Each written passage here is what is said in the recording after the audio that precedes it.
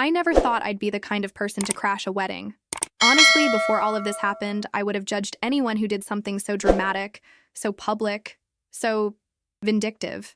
But then again, I never thought my fiancé would cheat on me with my own cousin, get her pregnant, and then have the audacity to invite me to their wedding as some kind of twisted power play. My name is Caroline, and this is the story of how I became the villain in someone else's fairy tale, except I was never the villain at all. It started 3 years ago when I was engaged to Marcus. We'd been together for 5 years, and I thought we had the kind of love that people write songs about. He was charming, successful, and everyone loved him. My family adored him. My friends thought I was the luckiest woman alive, and for a while, I believed them. We were planning our own wedding when I started noticing the signs. Late nights at the office, secretive phone calls, a distance between us that felt like the Grand Canyon opening up in our bed. I tried to talk to him about it, but he always had an explanation, always had a reason, always made me feel like I was being paranoid or insecure. Then came my cousin Vanessa's birthday party. I was running late because of work, and when I arrived at the restaurant, I saw them. Marcus and Vanessa sitting in his car in the parking lot, kissing like their lives depended on it. My stomach dropped, my heart shattered, but my mind went crystal clear. I didn't confront them that night. Instead, I turned around, went home, and started gathering evidence. I checked phone records, credit card statements, everything I could legally access. What I found destroyed me. They'd been seeing each other for over a year. Hotel rooms. Weekend getaways they'd hidden from everyone. Love messages that made me want to vomit. When I finally confronted Marcus, he didn't even have the decency to look ashamed. He told me that Vanessa understood him in ways I never could, that she made him feel alive, that our relationship had become boring and predictable, as if that justified everything. I called off our engagement immediately. I told my family what happened, expecting support, expecting outrage on my behalf. What I got instead was complicated. My aunt, Vanessa's mother, accused me of trying to ruin her daughter's happiness, said I was being dramatic. Some of my other relatives tried to stay neutral, which somehow felt worse than taking sides. Only my parents and my younger brother stood firmly in my corner. The family fractured. Thanksgiving was canceled that year. Christmas was split into 2 separate celebrations. And through it all, Marcus and Vanessa continued their relationship, seemingly unbothered by the destruction they'd caused. 6 months after our breakup, Vanessa announced she was pregnant. 3 months after that, they got engaged. And that's when the wedding invitation arrived in my mailbox. I stared at that cream-colored envelope for a full 10 minutes before opening it. Inside was an elaborate invitation to their wedding, complete with a handwritten note from Vanessa. I hope you can be there to celebrate our special day. No hard feelings, right? XOXO. No hard feelings? No hard feelings? The audacity of this woman knew no bounds. I later learned from my brother that inviting me had been Vanessa's idea. She wanted me there to show everyone that she'd won, that she'd taken my man and was living my dream life. It was a power move, pure and simple. She wanted to humiliate me in front of everyone we knew. For a few days, I considered just ignoring the invitation, taking the high road, being the bigger person. But every time I thought about Vanessa in a wedding dress, smirking at me while she married the man I'd planned to spend my life with, something inside me burned. That's when fate, or perhaps karma, intervened in the most unexpected way. About a month after receiving the invitation, I was volunteering at a local children's charity event, something I'd started doing to fill the emptiness in my life after the breakup. That's where I met David. He was there with his company, which had sponsored the event. We started talking, and I felt something I hadn't felt in over a year, a genuine connection. David was different from Marcus in every way. Where Marcus was flashy and performative, David was quietly confident. Where Marcus always needed to be the center of attention, David was content to listen. And when I finally told him my story, the whole messy, painful truth of it, he didn't judge me. He just held my hand and said, "Some people don't deserve the love they're given." We started dating, taking things slowly. I wasn't ready to rush into anything, and David understood that. But there was something about him that made me feel safe, protected, valued in ways Marcus never had. 2 months into our relationship, David dropped a bombshell that would change everything. He was a single father, to triplets. 3 beautiful babies, 2 boys and a girl, who were 9 months old. His wife had died in childbirth complications, and he'd been raising them with the help of his mother and a nanny. When he introduced me to Ethan, Noah, and Lily, my heart melted. They were perfect, chaotic and exhausting and absolutely perfect. David had been hesitant to introduce us so early in our relationship, but he said something about me made him want to take that risk. And as I held little Lily in my arms while the boys crawled around the living room, I realized I was falling in love, not just with David, but with all four of them. We grew serious quickly after that. The babies became a part of my life. I'd go over to David's house after work and help with bedtime routines. I'd spend weekends doing laundry and preparing bottles and learning the subtle differences between each baby's cry. It was exhausting and beautiful and everything I didn't know I needed. Marcus's wedding was now 3 weeks away.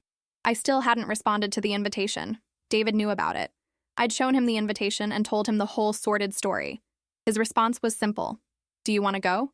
I'd been thinking about that question constantly. Part of me wanted to stay away, to deprive Vanessa of her moment of triumph. But another part of me, a part I wasn't entirely proud of, wanted to go. Wanted to show up and show them that I'd moved on, that I was happy, that they hadn't broken me. I want to go, I finally admitted to David. Is that terrible? He smiled. I think it's human. And if you want to go, you should go. Would you come with me? I asked hesitantly. Of course, he said without hesitation. Then he grinned. Should we bring the kids? I laughed, thinking he was joking. But he wasn't. I'm serious, David said. You said this woman wanted to parade her life in front of you, right? Show you that she got everything you wanted? Well, what if you showed up with something even better? A partner who actually respects you and 3 beautiful babies who adore you. The idea was crazy. Bringing 3 9-month-old babies to a wedding was logistical nightmare. It was dramatic. It was petty. It was absolutely perfect. They wanted to embarrass you, David continued. But you walking in there, happy and clearly thriving with a family that loves you, that's not embarrassing. That's triumphant. We spent the next 3 weeks preparing. I RSVP'd yes, +4. I bought a stunning dress, emerald green, elegant but not attention-seeking. David got a new suit. We bought adorable matching outfits for the babies. We planned our entrance down to the minute. The morning of the wedding, I almost chickened out. As I was getting ready, my hands were shaking. What if this backfired? What if people thought I was being cruel? What if the babies had meltdowns and made everything worse? David found me having a small panic attack in the bathroom. He wrapped his arms around me and said, We don't have to go. We can turn around right now, go home, and have a nice quiet day with the kids. Your worth isn't determined by whether or not you show up to this wedding. But I knew I needed to do this. Not for them, but for me. I needed to close this chapter of my life. I needed to walk into that room and prove to myself that I'd survived, that I'd thrived. The ceremony was being held at an upscale hotel downtown. We arrived 15 minutes after it was scheduled to start, timing it so we'd make an entrance but not disrupt the actual vows. David pushed the triple stroller while I carried Lily, who'd decided she wanted Mama right then. The moment we walked into the lobby, I saw my brother. His eyes went wide, and then he started laughing. Oh my God, Caroline, you didn't. I did, I said with a smile.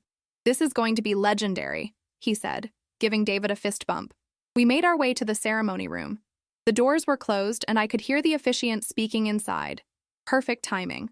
I handed Lily to David, straightened my dress, took a deep breath, and pushed open the doors. Every head turned. The officiant stopped mid-sentence. And there at the altar, I saw them. Marcus in his tuxedo, looking shocked, and Vanessa, 6 months pregnant in her wedding dress, her mouth literally hanging open. We walked down the side aisle to our seats. The babies, bless them, were on their best behavior. Ethan cooed. Noah grabbed my finger. Lily smiled at everyone who looked at her. We sat down in a pew near the back, and I nodded at the officiant to continue. The whispers started immediately. I could hear people murmuring, see them turning to look at us. My aunt looked like she might have a stroke, but my parents, sitting a few rows ahead, both turned around and gave me huge smiles and thumbs up. The ceremony continued, but I doubt anyone was paying attention to the vows. All eyes kept drifting back to us, to the happy, glowing woman with 3 beautiful babies and a handsome man who looked at her like she hung the moon. When it was over and everyone moved to the reception, that's when things got interesting. People kept coming up to me, asking about the babies, commenting on how happy I looked. Marcus's own mother spent 10 minutes cooing over Lily and telling me how much better I looked than the last time she'd seen me. Vanessa tried to avoid us at first, but eventually she couldn't resist. She cornered me near the bar, her face tight with barely contained rage. What are you doing here? She hissed. I was invited, I said calmly. You sent me an invitation, remember? With that sweet little note? You're trying to ruin my wedding? I looked around at the reception, at the people dancing and laughing and celebrating. Am I? Everyone seems to be having a great time. Your wedding isn't ruined, Vanessa. It's happening exactly as you planned. You brought babies to make me look bad. I brought my family, I corrected her. That's David, my boyfriend. And these are his children, whom I love very much. We're a family. Isn't that what weddings are about? Celebrating family? She had no response to that. Her face went through about 17 different shades of red before she turned and stormed off. Marcus approached me later in the evening. I was feeding Lily a bottle while David danced with his mother, each of them holding one of the boys. Caroline, he said quietly, can we talk? We are talking, I said, not looking up from Lily. You look really happy. I am happy. I didn't think, the babies and everything. I finally looked at him, really looked at him, and I realized that I felt nothing. No anger, no pain, no lingering love, just nothing. He was a stranger to me now. You thought you'd broken me, I said. You and Vanessa both. That's why she invited me, right? To show everyone that she'd won, that she'd taken everything from me? He had the grace to look ashamed. Something like that. Well, here's the thing, Marcus. You didn't break me. You freed me. You freed me to find someone who actually deserves me. Someone who would never cheat on me, who values loyalty and honesty and real partnership. So thank you, I guess, for being exactly the kind of person you are, because it led me to exactly where I needed to be. Lily finished her bottle and let out a small burp. I laughed and kissed her forehead. When I looked back up, Marcus was gone. We stayed for another hour before the babies started getting fussy. As we were gathering our things to leave, my mother pulled me aside. I'm so proud of you, she said, tears in her eyes. You came here with your head held high, and you showed everyone what grace and strength look like. I just showed up with my family, I said. Exactly, she smiled. The ride home was quiet. All 3 babies fell asleep in their car seats, exhausted from the excitement. David reached over and took my hand. How do you feel? He asked. I thought about it. I thought about the looks on their faces when I walked in. I thought about the whispers and the shock and the perfect, delicious justice of it all. But mostly, I thought about the 3 sleeping babies in the back seat and the man beside me who'd supported this crazy plan without judgment. I feel free, I said. Finally, completely free. Good, David said, because I have something to tell you. My heart skipped a beat. What? I love you. And not just because you're great with the kids or because you're beautiful or because you walked into your ex's wedding like a queen. I love you because you're you, complicated and strong and perfectly imperfect. I started crying. Happy tears this time. I love you too. That was 6 months ago. David and I just moved in together. The babies call me Mama now, which makes me cry every single time. And Vanessa? She had her baby. And from what I hear, she and Marcus are already having problems. Turns out, a relationship built on betrayal isn't exactly a solid foundation. I'm not glad for their struggles. I've moved past needing them to fail for me to feel successful, but I'm glad that I went to that wedding. Glad that I faced my fears and walked into that room with my head held high. Glad that I turned what was meant to be my humiliation into my triumph. They wanted to embarrass me. Instead, I showed them and myself exactly who I am. I'm a woman who survived betrayal and came out stronger. I'm a mother to 3 beautiful children who aren't biologically mine, but who own every piece of my heart. I'm a partner to a man who sees my worth and never tries to diminish it. I'm not the villain in their story. I'm the hero in my own. And I've never been happier.